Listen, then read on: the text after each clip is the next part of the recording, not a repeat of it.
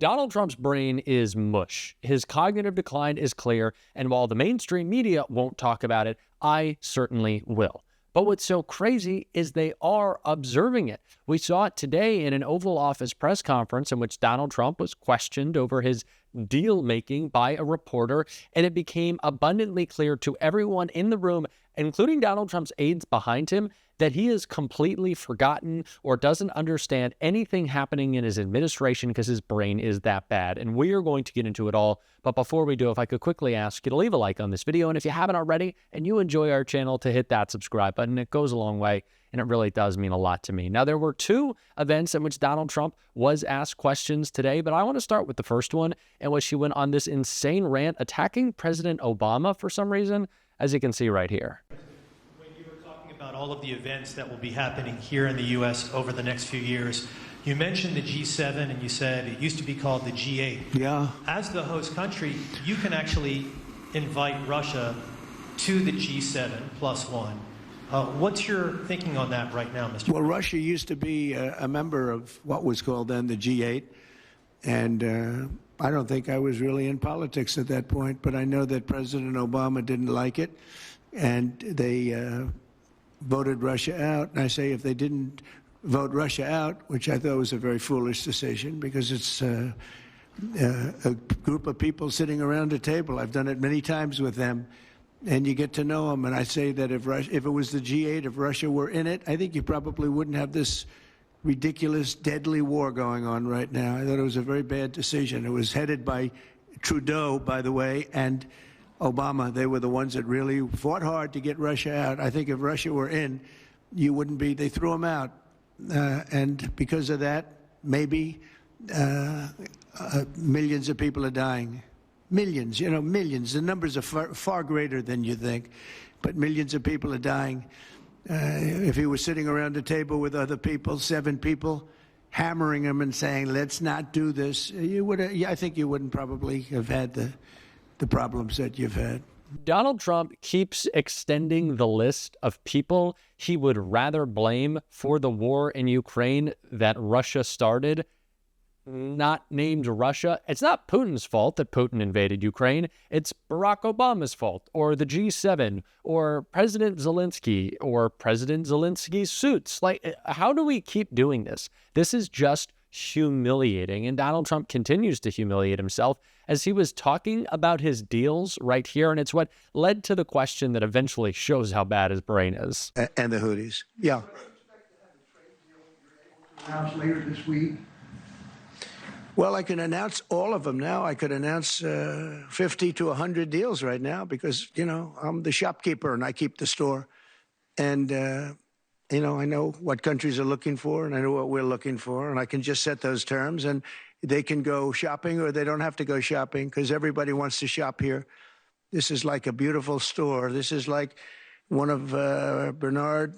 The deals just aren't coming for Donald Trump, and he is incredibly panicked because not only are the deals not coming, but other countries are making deals with the EU, with China, which is the reason why we see our port so bare, the reason that businesses are terrified of those ships actually coming to America, because the tariffs are so high, it will cost them more than they are able to pay for these goods. It is going to be a huge problem, and it's all Donald Trump's fault. And while that's happening, what is he thinking about? His own personal grievance.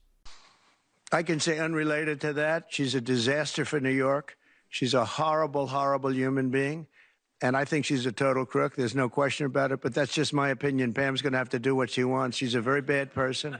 She's a very, very bad person who campaigned solely on, I'm going to get Donald Trump over and over again. She's a sick person. But that has nothing to do with what Pam does.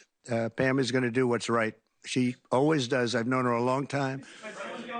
So Donald Trump attacking Letitia James, attacking President Obama, screaming that he can get deals done.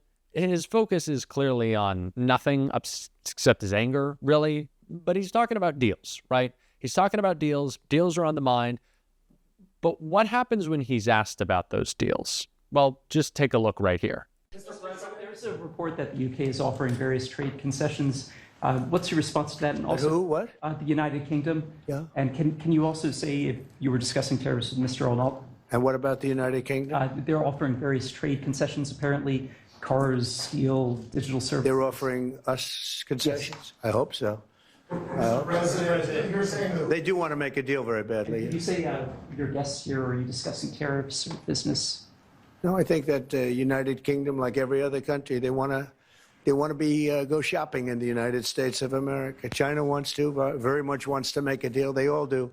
But yeah, I would say that every country wants to make a deal, and not the ones they had in the past where we were like, look, we were being ripped off by every country practically without exception in the entire world.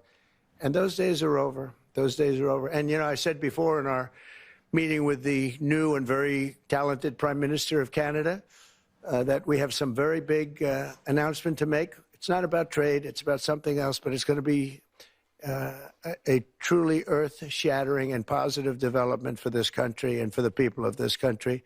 And that'll take place sometime within the next few days. So Donald Trump is asked by a reporter about concessions that the UK might be willing to make in a potential deal.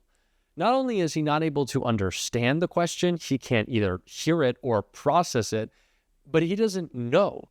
He doesn't know about negotiations that he claims to know about, or he can't remember them, or he doesn't understand. But you can clearly tell by the people around him, like looking back and forth, and the confused nature in which the reporter is asking this question, that Donald Trump is just completely unaware of everything happening around him. His brain is just mush. The cognitive decline couldn't be clearer. He either can't remember or can't process information. And all the while, you see the mainstream media either patting themselves on the back or attacking themselves for not having covered President Biden enough when his age is all they ever talked about. And now Donald Trump is melting down before our eyes, clearly cognitively impaired, and they don't say anything? It's insane.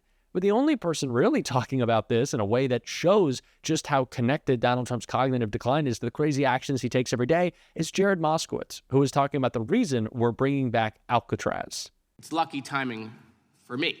So, 3 times more expensive than any prison to operate in 1959, Alcatraz was. Okay? It needs about $250 million to shore up the infrastructure and utilities. All food and water has to be barged in, sewage has to be barged out. The facility is almost 100 years old. And so I don't get it. In the days of DOGE, where we're cutting budgets, we got to find savings. Now we're going to what? We're going to cut Medicaid and SNAP so that we can pour money into Alcatraz. First of all, have you been to Alcatraz recently? It literally is it's a rust box walking around. You need a tetanus shot just to go into the building. Do we still give tetanus shots, or has RFK gotten rid of those? I can't keep up. And so, listen, where did the president get this idea all of a sudden, right? Where did he get the idea? Perhaps he was watching Escape from Alcatraz, right? And I brought boards because some people are visual learners.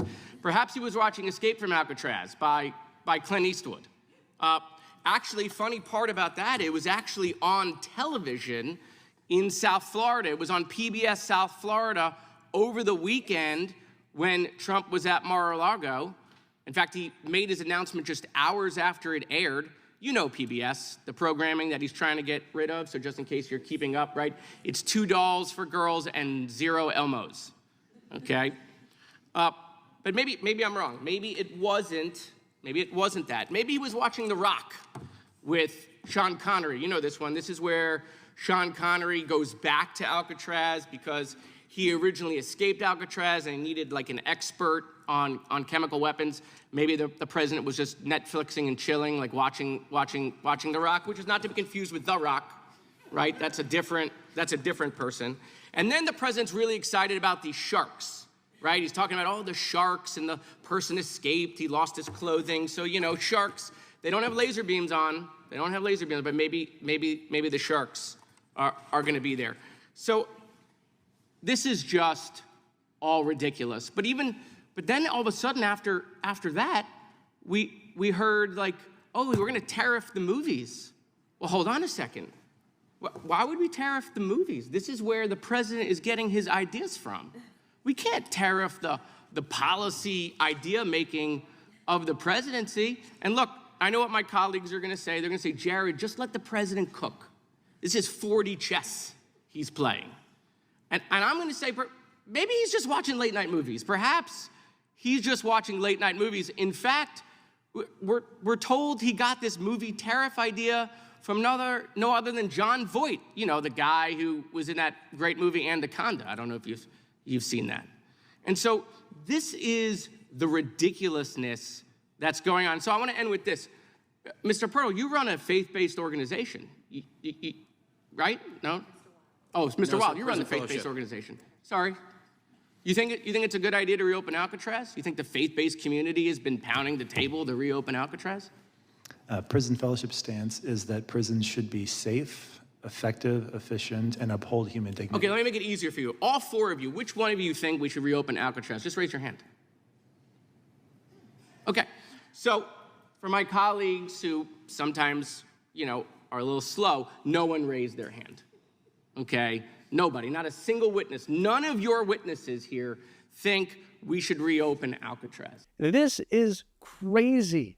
We have a television president making decisions based on what he sees on TV. Is this what how we want our country run? We need to program in some very specific cable into the Mar-a-Lago area. Can we put in some like Joe Biden speeches or some Barack Obama speeches or any movie about a competent president? Oh my God, he's making decisions based on what's on cable. Oh, man. And it's not just me, and it's not just you who finds this crazy. The person who had the most up-close and personal view of Donald Trump today did as well. I wondered what was going through your mind when the president talked about erasing the artificial border and how he criticized your predecessor and Madam Freeland.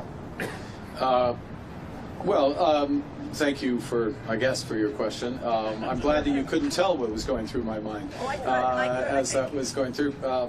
With respect to the first point, the president has made known his wish about that issue for some time. I've been careful always to distinguish between wish and reality. I was clear there in the Oval Office, as I've been clear throughout on behalf of Canadians, that this is never going to happen. Canada is not for sale and never will be for sale. Some things, as I said in the room, some things are never for sale. I feel you, Mark Carney. And he handled himself, the prime minister did really well in that room. And I love that he just kept shutting down Trump on that 51st state, calling him out, much like we're going to be on this show every single day. And if you want to support that, as always, you can hit that subscribe button, leave a like on this video. And if you stuck around to the end, you can drop a blue heart in the comments. And until next time, I'll see you soon.